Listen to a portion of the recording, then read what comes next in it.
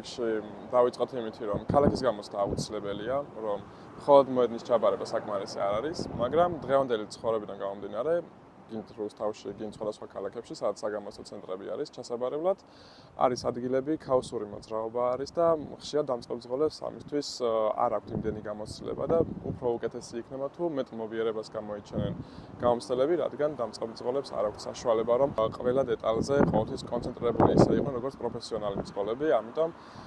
უმჯობესია ხოლმე თუ მობიერებას გამოიჩენენ, არ არის აუცილებელი, რომ ყოველთვის რობოტიზირებაში იყოს ყველაფერი გადასული,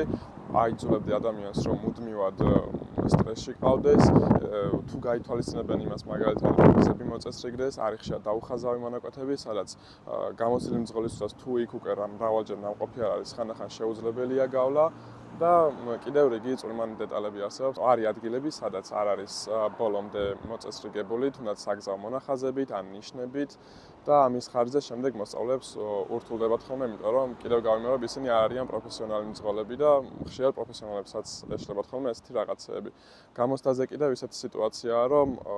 ხალხს ლამის უკვე სანატრელი უხდებათ ხოლმე ჯავშნები რა და ამის გამო პატარა ელემენტარული წვრილმანის გამო, რა თქმა უნდა, დროს ვერავინ უკან ვერ გადმოვახოთ, რომ ის რაღაც პატარა შეცდომა გამოცდაზე გამოვასწოროთ და შემდეგ ჯავშნები ძალიან ურთულდებათ რა. ხდება რაღაც ისეთი მომენტები, რომ მოსწავლე მაგალითად დამნაშავე არ არის იმ კონკრეტულ სიტუაციაში და პირდაპირ ვთქვათ, გარემოების მსხვერპლი ხდება ხოლმე. მაგალითად რო ავიღოთ ავარიული სიტუაცია,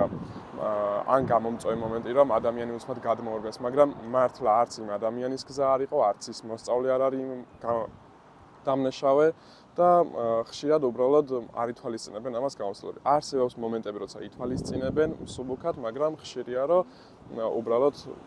ასე ვთქვათ, არ აინტერესებთ ხოლმე, უბრალოდ აჩერებენ გამოცდას და ასეთი ადამიანები ძალიან ბევრი გროვდებიან და მე რა თქმა უნდა უკმაყოფილება იწვევს ეს ყველაფერი.